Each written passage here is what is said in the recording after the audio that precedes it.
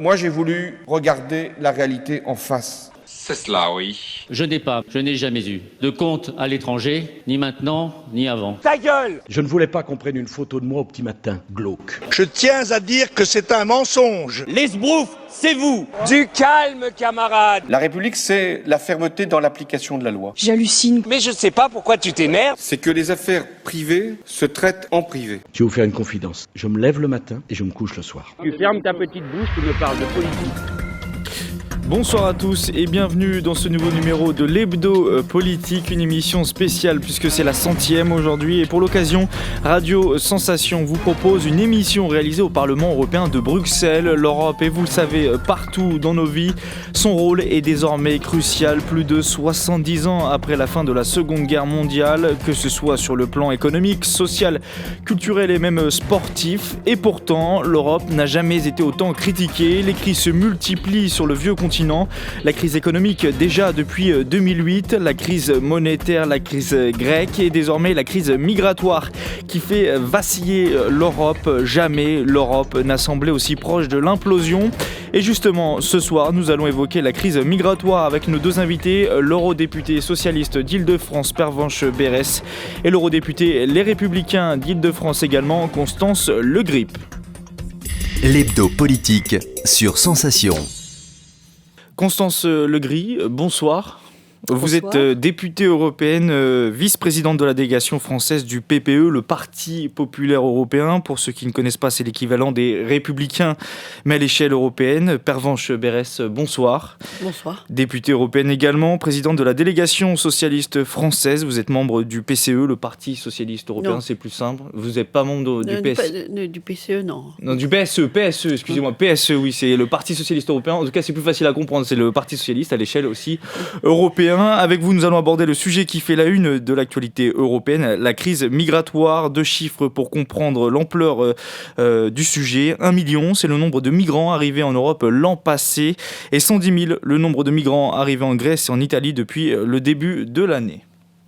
L'Hebdo Politique sur Sensation. Et donc, le thème de ce numéro spécial enregistré au Parlement européen de Bruxelles, c'est donc la crise migratoire et nous sommes en plein cœur de l'actualité, je le disais, puisque depuis le début de la semaine, depuis lundi, l'Europe a mis en place son plan signé avec la Turquie le 18 mars dernier, un plan qui prévoit le renvoi de Grèce vers la Turquie des personnes rentrées en Europe illégalement. En contrepartie, l'Europe s'engage, elle, à accueillir un réfugié syrien resté en Turquie dans la limite de 72 000 places. On parle d'une règle très drastique du 1 contre 1. C'est un plan qui a été sévèrement critiqué par des eurodéputés, par vous, des associations également, des citoyens. Commençons avec vous, Pervenche Berès. Vous êtes probablement l'une des plus critiques sur le sujet. C'est aussi le cas du groupe socialiste français ici au Parlement européen. Dans son ensemble, que vous inspire à vous ce plan ? Qu'est-ce qui vous gêne dans le plan établi avec la Turquie ? Vous voyez bien qu'avec ce plan, le principe même de la question du droit d'asile est à la limite d'être remis en cause, puisque l'accord initial, le projet d'accord initial qui avait été négocié entre la chancelière Angela Merkel et le Premier ministre turc prévoyait le renvoi systématique. Bon. Il y a eu une très grande mobilisation, y compris ici au Parlement européen, avec une très forte critique de ce que représentait cet accord. Le haut-commissaire pour les réfugiés des Nations Unies lui-même s'est exprimé, a manifesté son inquiétude. Et donc, on a obtenu quelques garanties supplémentaires, notamment que ceux qui arrivent en Grèce aient la possibilité de déposer leur demande de droit d'asile et éventuellement d'avoir recours à un juge pour vérifier la validité de la réponse qui lui sera apportée. Mais la réalité, c'est une restriction réelle de ce droit d'asile. Vous avez même parlé de marchandage sur votre site internet au lendemain de la signature de cet accord le 18 mars. Oui, parce qu'en même temps que cet accord sur le renvoi de 1 pour 1 dans la limite de 72 000 personnes entre l'Union européenne et la Syrie, la Turquie a obtenu l'ouverture d'un nouveau chapitre dans la négociation d'adhésion. Donc on voit bien que ça a été un aspect donnant-donnant, d'où le terme de marchandage, qui est totalement impropre. à la fois au traitement de la situation des réfugiés venant de Syrie d'une part, et à ce qu'est l'adhésion à l'Union européenne d'autre part. S'agissant de la situation des réfugiés venus de Syrie, on voit bien qu'il y a un besoin de solidarité entre les Européens, qu'il y a un besoin davantage de capacité de l'Union européenne à être partie prenante au processus en Syrie. S'agissant des conditions d'adhésion de la Turquie à l'Union européenne, si on commence à marchander sur une affaire de valeur, de respect, du traitement des personnes humaines à un moment, et du coup, en plus, à fermer ou à passer sous silence certaines des exactions du régime de M. Erdogan en termes de liberté des médias, de liberté de presse. On va en parler de ces points précis. On va demander l'avis à Constance Legris et également sur ce sujet. Est-ce que vous partagez ce point de vue ? Est-ce que vous êtes plus critique encore, peut-être moins critique sur cet accord avec la Turquie ? Je formulerai peut-être mes réserves et mes critiques de façon différente, mais c'est vrai que nous, chez les Républicains, nous avons également eu des commentaires assez durs, assez acerbes contre cet accord, entre guillemets, conclu, semblerait-il, c'est ce qu'on nous a dit en tout cas à l'unanimité des chefs d'État et de gouvernement présents à la table du Conseil européen, donc entre l'Union européenne et la Turquie. Nous avons employé le terme de chantage parce qu'il nous a semblé qu'effectivement, on s'était livré à un exercice précipité, comme si un vent de panique et un souci d'aller vite et de se jeter à corps perdu pour tâcher d'endiguer les flots migratoires dans une recherche de solutions avec un interlocuteur et un seul, la Turquie, était tout d'un coup apparue comme absolument incontournable. Et donc précipitation, vitesse, travail bâclé et mélange des genres, effectivement, passer par les fourches codines du gouvernement turc, accepter de multiplier par 2, passant de 3 milliards à 6 milliards d'euros les crédits européens accordés, certes jusqu'à 2018, nous dit-on, à la Turquie, c'est quand même un peu fort de café. Se lancer dans l'ouverture, et donc la relance des négociations, l'ouverture d'un nouveau chapitre, le chapitre 33. Alors certes, un chapitre, c'est pas 5 chapitres. À un moment donné, on avait cru comprendre que le gouvernement turc réclamait l'ouverture de 5 nouveaux chapitres. Ça n'est pas non plus de bonne politique, nous semblerait-il. Et puis, il y a véritablement une absence de vision, une absence de stratégie dans la conclusion de cet accord, comme si, encore une fois, il fallait à tout prix passer par les exigences et le chantage du gouvernement turc. Grossièrement, si je vous écoute toutes les deux, c'est un mauvais accord, clairement. Il n'y a pas de point bancal, positif. Déséquilibré. Moi, à titre personnel et de manière générale, dans ma famille politique, on ne méconnaît pas l'importance stratégique, économique, géostratégique, géopolitique d'un grand pays comme la Turquie. Nous savons très bien quelle est la géographie, quelle est l'histoire, quelle est la culture et quelle est la politique de ce pays depuis de nombreuses décennies, voire de nombreux siècles, dans cette région particulière du monde. Et donc, on connaît les frontières. On sait que la Turquie est partie prenante, bien évidemment, dans la recherche de plus de stabilité politique et donc dans la résolution d'un certain nombre de conflits tragiques, sanglants et donc de problèmes qui amènent toute cette misère et toute cette détresse humaine à venir jusqu'aux portes de l'Europe. Mais ceci dit, c'est pas une raison, l'idée d'avoir un accord avec la Turquie, c'est pas une raison pour faire n'importe quoi. Pervenche Berès, vous aussi... Il y avait besoin à court terme de donner un signal que les chefs d'État et de gouvernement prenaient l'affaire en main et que quelque chose pouvait être proposé. Mais ça ne peut être qu'un signal à très court terme sur lequel nous avons des doutes quant aux limites de la légalité qui sont en cause, je l'ai dit à propos de l'exercice du droit d'asile, et des inquiétudes ou des doutes sur l'efficacité même du dispositif. Vous savez que les 2 premiers bateaux de renvoi sont organisés ces jours-ci. Dans quelles conditions ça va ensuite être mis en œuvre, ça reste à vérifier. Ça n'enlève rien à la responsabilité de l'Union européenne et ça ne répond en rien à notre responsabilité sur le moyen et le long terme par rapport à la question qui est posée. Il y a un avantage que je vois à cette affaire, c'est que, alors qu'il y a quelques mois, quelques semaines encore, on voyait un retournement de la situation contre la Grèce, qui aurait fait de la Grèce un pays hors Schengen, comme étant un vrai réservoir des migrants venus de Syrie. Cette situation a été en partie renversée par l'accord. Et l'idée d'obliger la Grèce à sortir de Schengen après n'avoir pas réussi à les faire sortir de l'euro a heureusement reculé. Alors, cet accord avec la Turquie prévoit également la libéralisation des visas. Vous allez devoir vous prononcer, vous, en tant qu'eurodéputé, sur ce sujet. Est-ce que vous voterez pour ou vous voterez contre ? Constance Legris ? C'est d'ici le mois de juin. Je voterai contre. Il est écrit effectivement dans l'accord conclu entre l'UE et la Turquie que l'on étudiera de manière accélérée la manière dont la Turquie aura ou pas rempli les 72 critères. Ouais, 72, je rappelle, 72 critères requis pour être parfaitement remplis et déclencher éventuellement la levée de l'obligation de visa pour les ressortissants turcs qui veulent venir sur notre territoire. Il y a fort à parier qu'on pourra constater le moment venu, c'est-à-dire à la fin du printemps, que la Turquie ne remplit pas les 72 critères, et si jamais on devait nous amener à nous prononcer par un vote, je voterai contre la levée d'obligation de visa. Pervenche Berès. Il ne faut pas insulter l'avenir, mais aujourd'hui, la Turquie est loin de remplir les critères. Ce qui est inscrit dans l'accord, c'est une clause de rendez-vous pour vérifier où en sera la Turquie à ce moment-là sur la levée des visas. Et on examinera attentivement la situation. Mais enfin, comme y compris, on a besoin de législation du côté turc pour mettre en concordance la situation en Turquie avec les conditions de la levée de visa. Il y a encore beaucoup de travail à faire. Est-ce que c'est exagéré de dire aujourd'hui, comme certains le font, que l'Europe renie ses valeurs quand on signe un accord avec la Turquie ? On connaît la situation de la presse là-bas, la situation aussi parfois des droits de l'homme. Alors on n'est pas peut-être dans les pays les plus, on va dire, les droits de la femme. Les droits de la femme les plus difficiles du monde, mais on est aussi loin des standards européens. Est-ce que l'Europe renie ses valeurs clairement aujourd'hui quand on signe un accord avec la Turquie, Pervenche Berès ?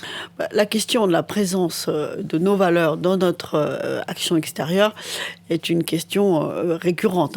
Est-ce que c'est un facteur déterminant dans les modalités de notre intervention ?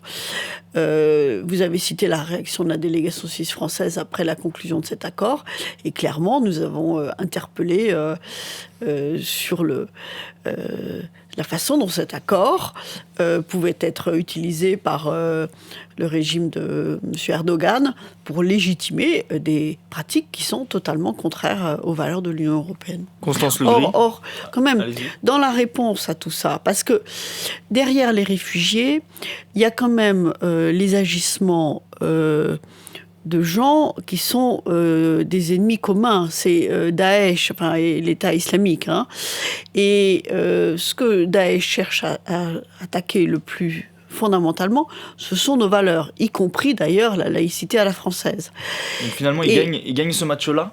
Et du coup, si on abandonne la bataille des valeurs face à un ennemi de cette nature-là, qui est celui qui provoque en première ligne aujourd'hui l'afflux de réfugiés en Europe, je pense que ce n'est pas une bonne ligne de défense. Constance Legris.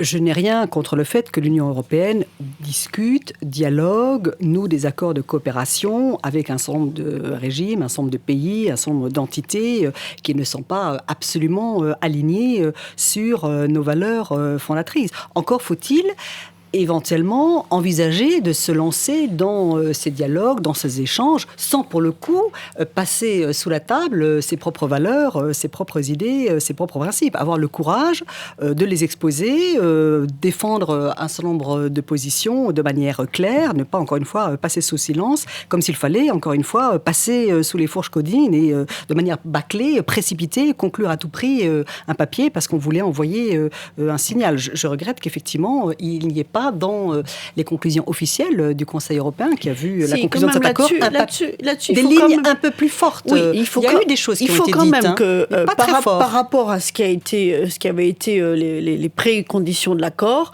il y a eu un paragraphe très clair sur la liberté de réaffirmant sur la question de l'état de droit, de la démocratie et y compris des libertés d'expression. Donc ça a été quand même... Concrètement, ça joue sur le président Erdogan, ce genre de paragraphe. Est-ce qu'il en prend vraiment en considération, honnêtement ? C'est toute la question de la diplomatie, mais je veux dire, ne pas l'avoir dans l'accord, ça aurait été pire. Ça aurait été une faute.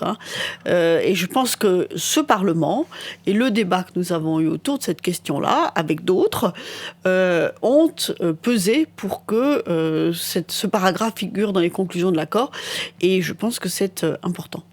Bien sûr que c'est important, d'autant plus que la veille même de la conclusion de l'accord, il y avait quand même la mainmise extrêmement brutale par le pouvoir turc sur le principal journal d'opposition. Donc c'était bien le moins que l'on réponde par un paragraphe répétant et réaffirmant un certain nombre de choses à cette provocation grossière de la part du régime Erdogan. Aujourd'hui, quand on parle de cette crise-là, de l'afflux migratoire, on met toujours derrière Turquie. Est-ce qu'aujourd'hui, c'est la Turquie qui détient le destin de l'Europe ? L'Europe est aujourd'hui incapable de maîtriser ses frontières extérieures. On a une agence Frontex, 250 millions d'euros de budget en 2016. On est incapable de gérer nos frontières. Constance Legris. Il y a beaucoup de combats à mener de front, c'est vrai, notamment celui également, parce que là, il faut vraiment qu'on arrive à être plus efficace et plus organisé, celui de la lutte contre les trafics d'êtres humains et les réseaux mafieux de passeurs qui ont totalement gangréné la Méditerranée. Il y a ce combat-là à mener, le combat contre la traite d'êtres humains, parce que c'est vraiment de ça qu'il s'agit, et c'est ça qui alimente ces flots désespérés de migrants qui traversent la Méditerranée et qui la traversent au péril de leur vie. Il y a également la lutte contre la fraude documentaire. Nous savons qu'il y a vraisemblablement entre 200 000 à 250 000 vrais faux passeports syriens qui ont été dérobés, qui ont été mis en circulation, vendus, monnayés très cher par des réseaux mercantiles. C'est un terrible aveu de mafieux. Faiblesse pour l'Europe. Alors, les vrais faux passeports syriens, ça pose en tout cas une vraie question, celui de la lutte contre la fraude documentaire. Donc, il y a tous ces enjeux-là, et celui effectivement du renforcement des contrôles aux frontières extérieures, du renforcement des moyens humains, matériels et financiers et logistiques de Frontex, la création d'un corps européen de garde-côtes et de garde-frontières. On a beaucoup de combats à mener, et il faut garder, je pense, une grande partie de nos ressources financières pour mettre au point ces instruments. Pervenche Berès, aujourd'hui, l'Europe est incapable, et la Turquie finalement capable pour l'Europe ?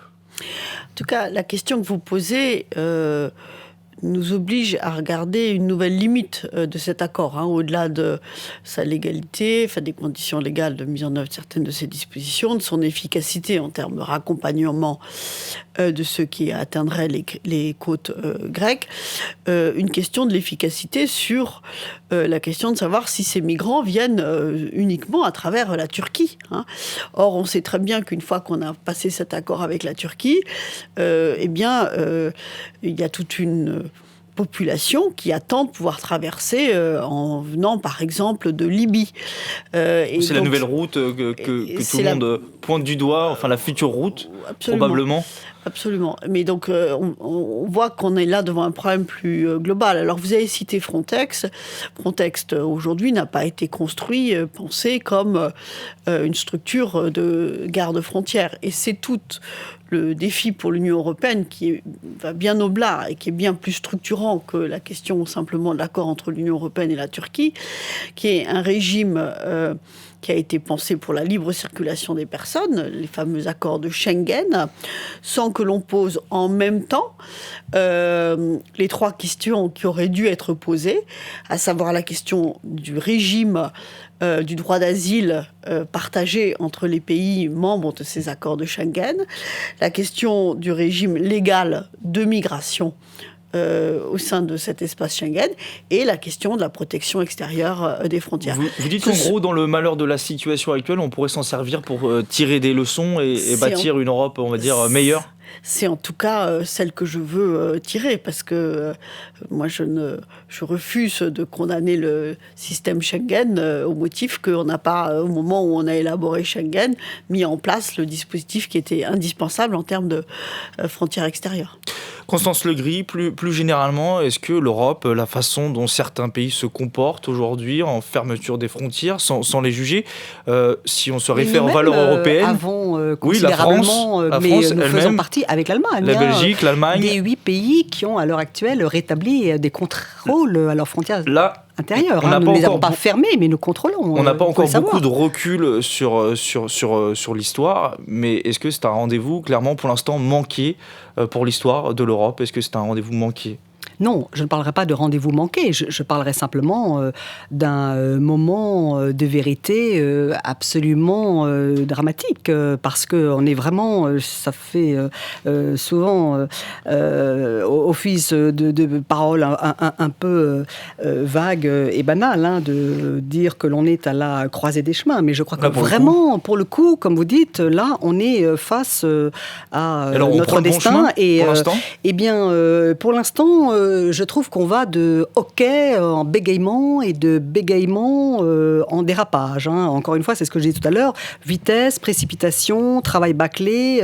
Après avoir, durant l'année précédente, essayé de chercher une réponse à cette crise migratoire à travers l'établissement de quotas obligatoires, comme on a vu que ça ne marchait pas, il y a eu une espèce de fuite en avant précipitée et tout à fait dommageable vers la conclusion d'un accord avec la Turquie, alors que je pense qu'il est temps, effectivement, on l'avait déjà dit par exemple, en 2008, pendant la présidence française de l'Union européenne, qu'il fallait fonder une politique européenne commune de l'asile et de l'immigration. Je ne suis pas éloignée de ce que dit Pervenche Berès en la matière. On s'est arrêté en chemin, on n'a pas pensé qu'effectivement, tout ce que l'on construisait et la mise en place du traité Schengen devait s'accompagner d'une véritable définition de ce que pourrait être une politique européenne commune en matière d'asile, d'immigration, de migration légale, de lutte contre l'immigration illégale et donc de renforcement des contrôles aux frontières extérieures.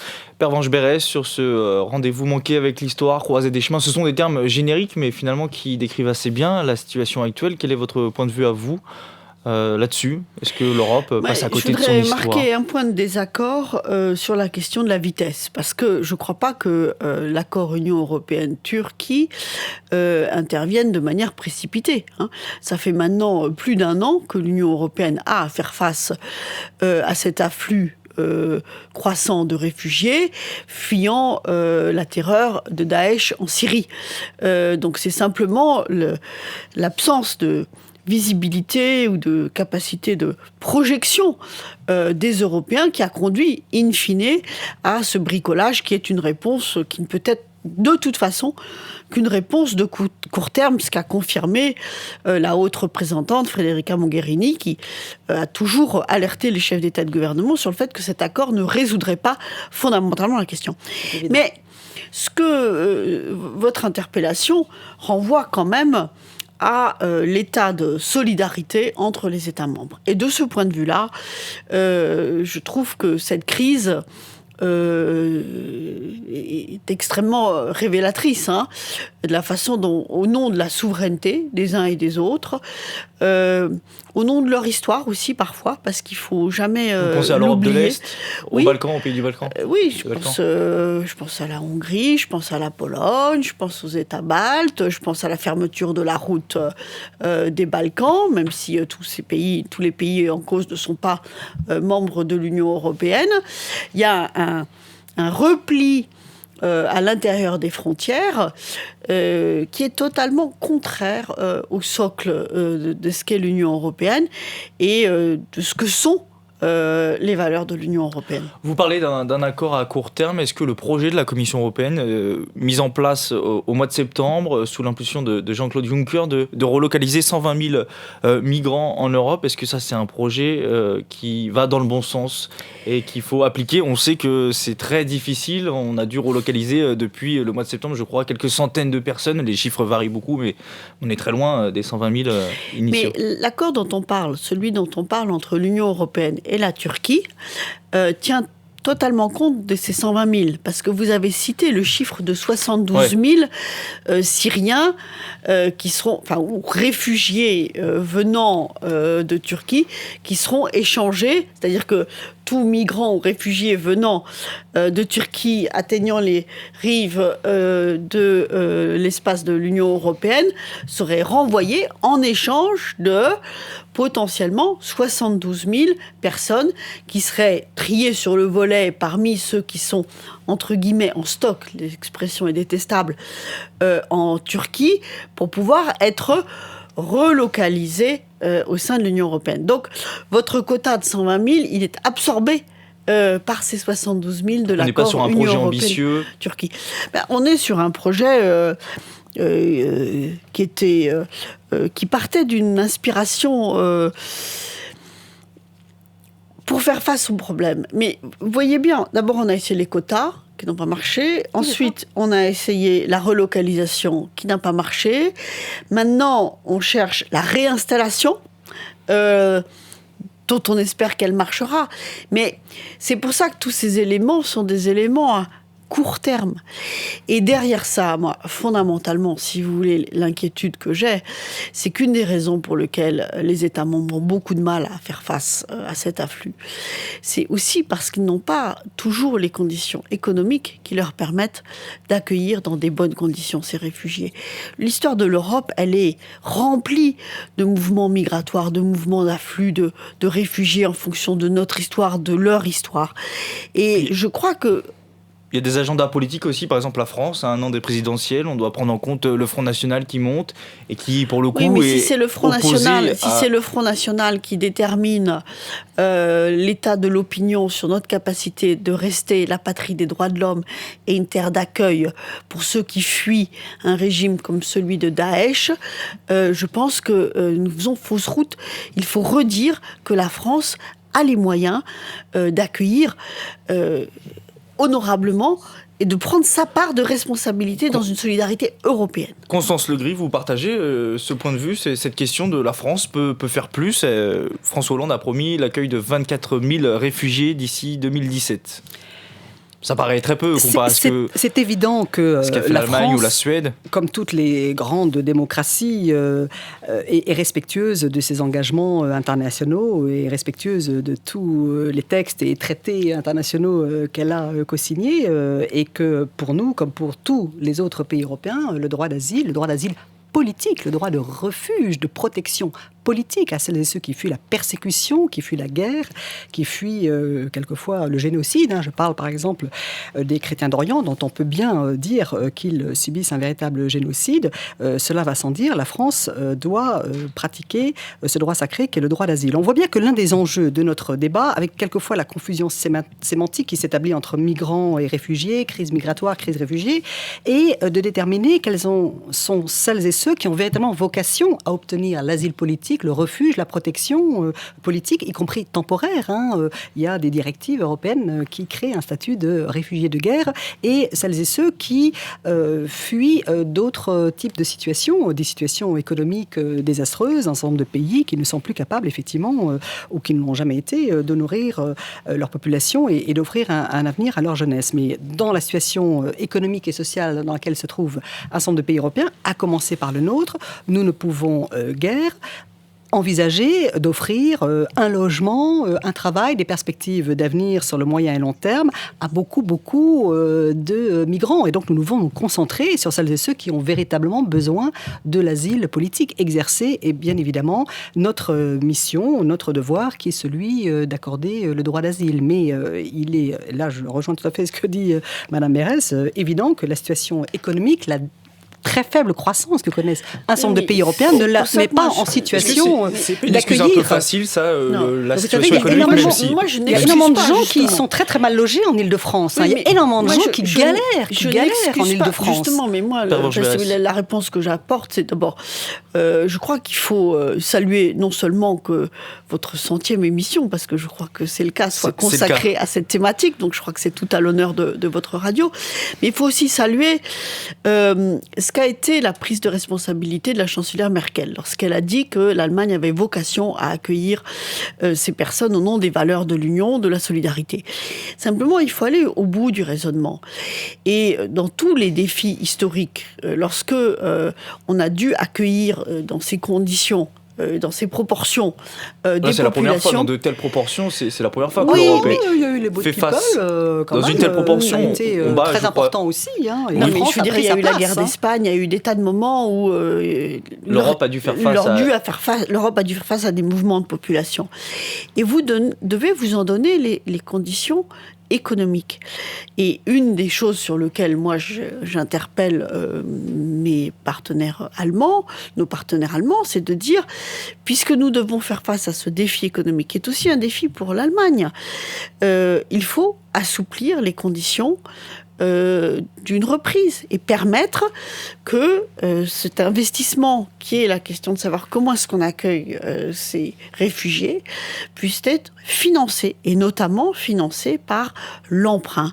Parce que je crois que dans des moments de cette nature, c'est avec, je déteste l'expression plan Marshall, parce qu'elle est galvaudée et qu'elle ne correspond pas bien à ce qu'est l'intérêt des Européens. Mais l'idée d'un grand emprunt européen qui permette de financer les logements, les créations d'écoles, je crois que c'est un investissement à long terme dont l'Union européenne a besoin. Alors ça, c'est une idée qu'on ne connaissait pas forcément dans le débat public. Est-ce que c'est une idée qui vous pourrait vous convenir, en tout cas à droite, ou à titre personnel, cette idée de plan Marshall pour résoudre cette crise migratoire ? Alors, je me méfie des grands emprunts. De manière générale, l'Union européenne n'est pas une puissance endettée et donc je ne sais pas si le meilleur service que l'on peut rendre à nos concitoyens européens au jour d'aujourd'hui, ce soit d'endetter l'Union européenne et de lancer l'Union européenne sur le marché financier à la quête d'emprunts. Il me semble qu'il y a effectivement une dimension économique, sociale forte dans la construction de modalités d'accueil pour toutes celles et tous ceux qui viennent chercher le refuge, l'asile politique dans nos pays, et qu'il faut que chaque pays puisse effectivement regarder en face ce qu'il fait pour essayer de retrouver de la croissance, retrouver le chemin de la création d'emplois, améliorer sa situation économique. Si l'Allemagne a pu et peut continuer à se montrer généreuse, c'est bien parce qu'elle a à la fois une situation économique et une situation du marché du travail qui lui permet d'être plus en phase avec le besoin d'absorber rapidement des populations nombreuses. Ça n'est pas le cas d'un certain nombre de pays, à commencer par le nôtre. Mais M. Schäuble, donc le ministre des Finances allemand, a lui-même proposé que pour financer une solidarité européenne dans la condition d'accueil des réfugiés, on crée une espèce d'impôt de solidarité à l'échelle européenne. Donc c'est bien l'idée que c'est un projet qui est réaliste, ça, quand on voit le comportement de certains pays, même du nôtre. Pour rendre l'Union européenne quand encore plus impopulaire, parlons de créer un impôt européen. Mon Dieu, le mot impôt en France, c'est assez tabou quand même. Là, si on dit aux gens, vous allez payer un impôt pour les réfugiés, même si c'est louable, j'ai peur que les gens soient contre. C'est bien en réaction à cette proposition-là que, avec d'autres, j'ai fait cette proposition de répondre à Wolfgang Schäuble lorsqu'il dit il faut des mécanismes de solidarité sur l'accueil des réfugiés et il faut les financer. Et je pense que plutôt que d'un impôt européen, la question de l'emprunt pour financer ces investissements d'avenir constitue la bonne solution. Je note d'ailleurs au passage que la Fondation Jean Jaurès vient de publier, avec d'autres instituts, une étude très intéressante justement sur les conditions du débat politique en Europe, 6 mois après le début de cet afflux massif de réfugiés, et que sur ces questions-là, on voit par exemple entre la France, l'Italie et l'Allemagne des perceptions à la fois très différentes sur la confiance dans la capacité des 3 pays à accueillir des réfugiés, mais en revanche sur l'idée que c'est une situation sur laquelle l'Union européenne va être interpellée pendant encore plusieurs années. Là, il y a quand même un consensus qui se dessine, et aussi sur l'idée que la plupart de ces réfugiés ont vocation à retourner dans leur pays le jour où la situation serait résolue. Je ne sais pas ce qui se passera effectivement, mais ce que je sais, c'est que puisque ça va durer, ça veut dire que si c'est 4 ou 5 ans, on ne peut pas définir les conditions d'accueil de ces réfugiés en se disant ils vont repartir dans 4 ou 5 ans. Entre-temps, sur les 4 ou 5 ans, il faut bien développer des conditions d'accueil dignes, conformes à ce qu'est l'Union européenne. Vous pensez que les réfugiés ont vocation à partir d'ici 4 ou 5 ans, vous aussi ? J'espère, et l'Union européenne fait ce qu'elle peut pour participer à la mise en place de pourparlers en vue de trouver une solution politique et diplomatique digne de ce nom en Syrie. L'Union européenne fait ce qu'elle peut, c'est-à-dire pas assez, certainement, mais le problème est extraordinairement complexe. Mais nous avons là une responsabilité politique et diplomatique à assumer plus fortement. J'espère qu'effectivement, ce sera un jour pas trop éloigné, le retour de la stabilité politique, le retour de la paix, la fin des conflits en Syrie, et que des femmes, des hommes, des enfants qui seront venus chercher refuge sur nos territoires repartiront en Syrie pour participer à la reconstruction de leur pays. Je pense que c'est évident. J'évoquais tout à l'heure les textes européens et notamment la directive qui crée un statut de réfugié de guerre. C'est évident qu'il y a beaucoup de celles et ceux qui actuellement fuient la persécution politique ou religieuse en Syrie qui ont vocation à repartir dans leur pays si nous arrivons à mettre en place un processus de stabilité politique digne de ce nom. Pour terminer cette émission, je vais vous poser une question simple. Est-ce que vous êtes aujourd'hui optimiste sur les capacités de l'Europe de faire face à cette nouvelle crise, une nouvelle crise qui s'ajoute à toutes les crises que l'on connaît depuis des années? On a l'impression que ça ne s'arrête jamais.